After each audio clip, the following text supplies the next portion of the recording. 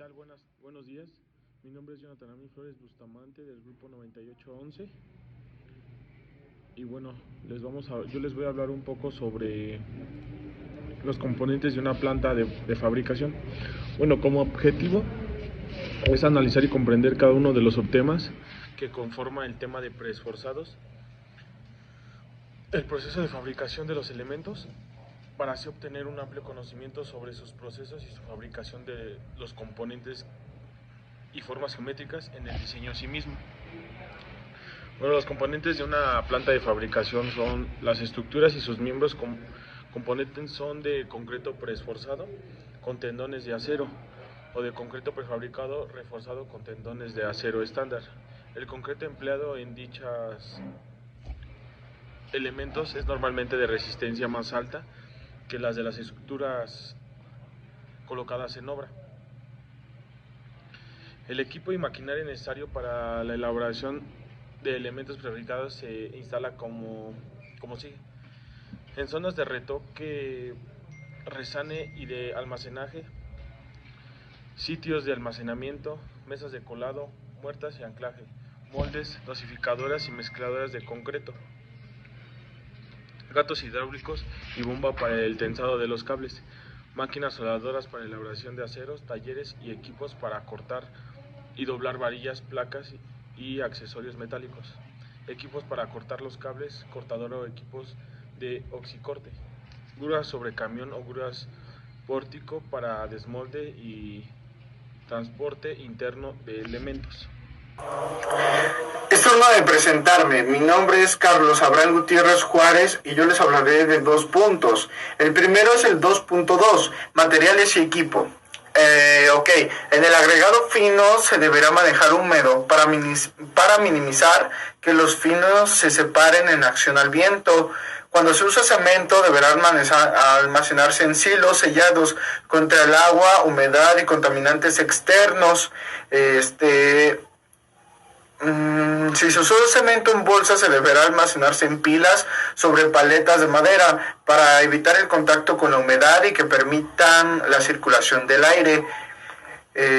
Haciendo énfasis en este mismo punto, si las bolsas se almacenan por mucho tiempo, tendremos que tener mucho cuidado, ya que se deberán de tapar con una cubierta impermeable.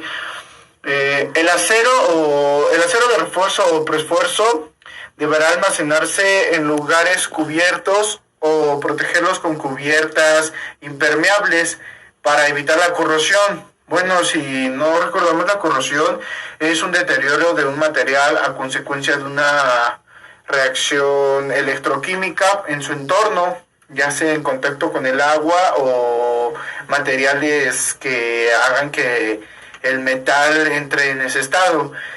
El equipo y maquinaria necesarios para toda la elaboración de los elementos prefabricados son los siguientes. Tenemos las zonas de retoque, resane y de almacenaje.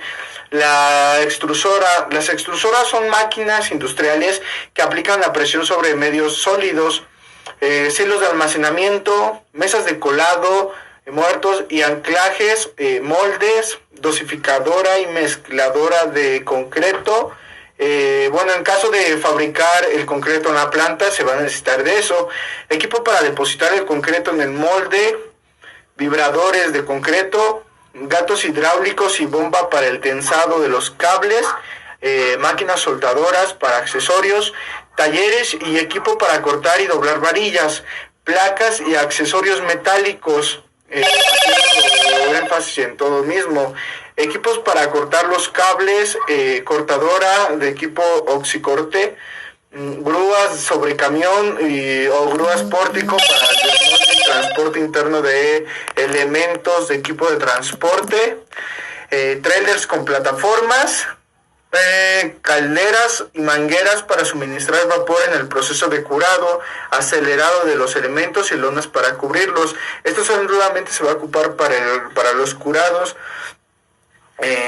Equipo de control para llevar la calidad y un control sobre el producto ya terminado.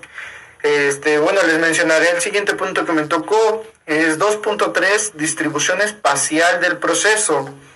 Después del colado, que se deben esperar de 3 a 4 horas, como ya lo sabemos, el concreto alcanza un fraguado inicial, protegiéndolo con una lona para evitar la deshidratación de la superficie con la siguiente descripción de la misma. Les mencionaré los puntos o las características que va a tener el mismo, también el manejo de temperaturas y el de tiempo. Bueno, el primero se eleva la temperatura de 33 a 35 grados centígrados durante una hora, todo eso pasa en una hora. En las siguientes 2 horas se elevará gradualmente hasta llegar a los 70 grados u 80, el doble de temperatura inicial. El proceso de vaporización durará de 6 a 8 horas, manteniéndolo a una temperatura de entre 70 y 80 grados. A todo esto, el proceso seguirá en un enfriamiento gradual y cubriendo al elemento para lograr que el enfriamiento sea más lento y uniforme. La siguiente descripción es que la duración total del proceso es aproximadamente de 18 horas, lo que permite, como ya se mencionó anteriormente, la utilización del molde en todos los días. Fueron los puntos de la descripción para el concreto. Los elementos prefabricados deberán separarse entre ellos por medio de barrotes o durmientes capaces de soportar el peso de los elementos de preesforzado. Los apoyos deberán alinearse verticalmente, dejando libres y de fácil acceso a los accesorios de izaje. Tenemos que tener en cuenta que para estivar los elementos de distintos tamaños y longitudes se debe revisar que el elemento inferior tenga la capacidad de un soporte para que en este mismo se aplique la carga. Y bueno, sería todo de mi parte. Muchas gracias. Buenas tardes, profesor. Soy Terán Jiménez Guillermo Antonio del grupo 9811 de la materia de preesforzados. El tema que a continuación yo les voy a exponer es el 2.4, que es la fabricación del concreto. Tenemos 10 pasos, 10 elementos que son los más importantes, que a continuación les voy a explicar. El número 1 es obtención y preparación de las materias primas.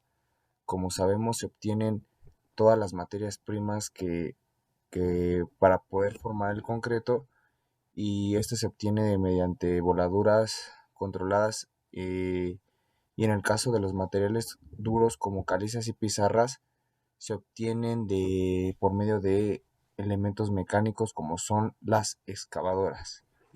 El segundo paso es la trituración de todo el material. Una vez extraído y clasificado el material, se procede a su trituración hasta obtener la granulometría adecuada del producto de molienda y se traslada a la fábrica mediante cintas transportadoras. Posteriormente, el número 3, la prehomogenización del material. El material se almacena en capas uniformes para posteriormente ser seleccionadas de forma controlada y realizar su prehomogenización. El número 4 es la molienda de todo el material, del crudo. Estos materiales se muelen para reducir su tamaño y favorecer su cohesión en el horno. El molino, su función principal es triturar todo el material para que tenga una consistencia más suave. El número 5 es precalentador de ciclones. La alimentación al horno se realiza a través del precalentador de ciclones que calienta la materia prima para facilitar su cohesión y posteriormente pasar al siguiente paso, que es la fabricación del clinker. A medida que el proceso va avanzando, el horno va subiendo su temperatura, que asciende de los 1000 a 1500 grados centígrados, para poder formar esa textura que, como sabemos, es muy fina. El número 8 es la molienda del clinker y fabricación del concreto. El clinker se mezcla con yeso y se adiciona dentro de un molino. Los molinos pueden ser de rodillos y de bolas. Esto consiste en un tubo que rota sobre sí mismo y que contiene bolas de acero en su interior. Gracias a la rotación del molino, las bolas colisionan entre sí, triturando todo el material. Posteriormente, el paso número 9 es el almacenamiento del concreto. Se almacena en el último proceso y se clasifica, depende su resistencia y su clase, que sería lo mismo. Posteriormente, ya el paso número 10 es el envasado y para poder distribuirlo a donde se requiera. Buenos días, buenas tardes o buenas noches, ingeniero. Depende la hora en que se encuentre viendo este video. Mi nombre es Villa Velázquez José Eduardo y yo les voy a hablar sobre los moldes. Y bueno, el molde es un elemento que contiene al hormigón fresco, respondiendo a su diseño y a las exigencias de las piezas que se van a prefabricar. Se exige que los moldes presenten la máxima calidad posible para garantizar la precisión dimensional, la estabilidad y la versatilidad, para adaptarse a diferentes formas, para que sean fáciles de usar y sean más durables. Por tanto, los moldes deben mantener su integridad durante el vertido del concreto y en la aplicación del pretensado, si lo hubiese. Y bueno, para los elementos lineales, que son como pueden ser las vigas y los pilares, se usan moldes estáticos ligeramente elevados del suelo para la gran flexibilidad en cuanto a cantos, ménsulas, longitud, entre otros. En el caso de los paneles de hormigón arquitectónico, lo usual son moldes horizontales con un sistema de vibración adaptado al molde. En el caso de los paneles no vistos, lo más económico son los moldes verticales de caras paralelas. Pues estos son un poco más económicos que otros. Y bueno, estos moldes deben reutilizarse en un máximo número de veces que sea posible, sin que supongan una merma de calidad por la repercusión económica que representa el producto final.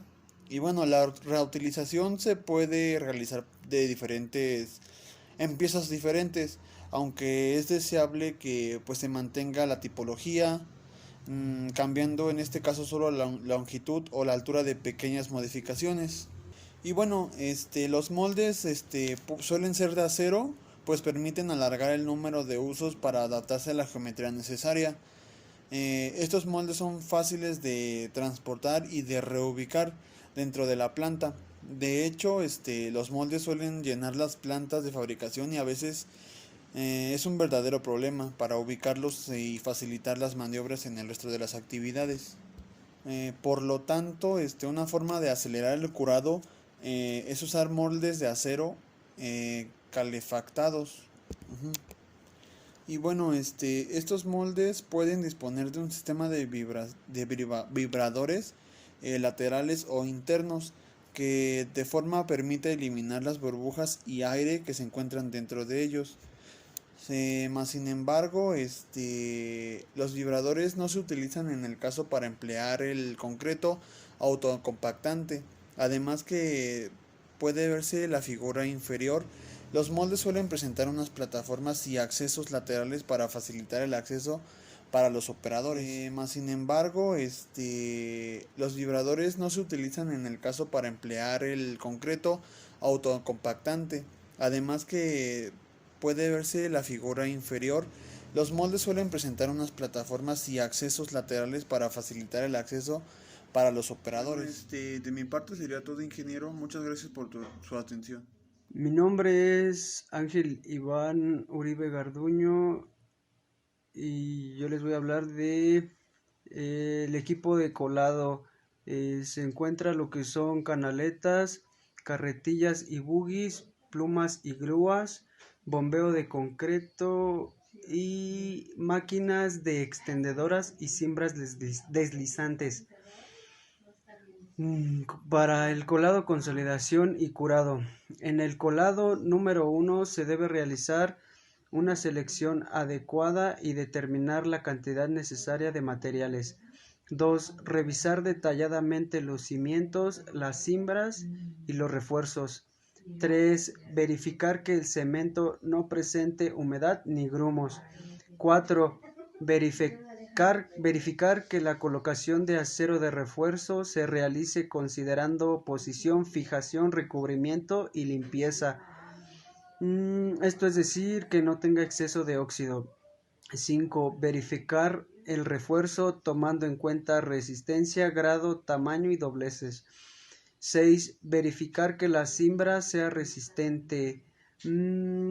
Para la consolidación tenemos dos tipos: la manual, que es aplicable solo a mezclas con asentamientos mayores de 10 centímetros, especialmente en secciones estrechas o con grandes concentraciones de refuerzo.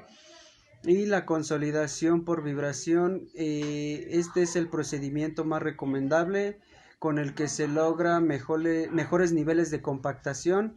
Las capas de mezcla al vibrarse deben de estar entre 10 a 50 centímetros, con tiempos de vibrado de 10 a 15 segundos cada 30 o 45 centímetros. Para el curado de concreto es el procedimiento en el cual el concreto u hormigón se mantiene húmedo por varios días consecutivos. En otras palabras, consiste en evitar que el agua de amasado se evapore para obtener las resistencias máximas, el cual sea especificado en el plano o en la obra a realizar.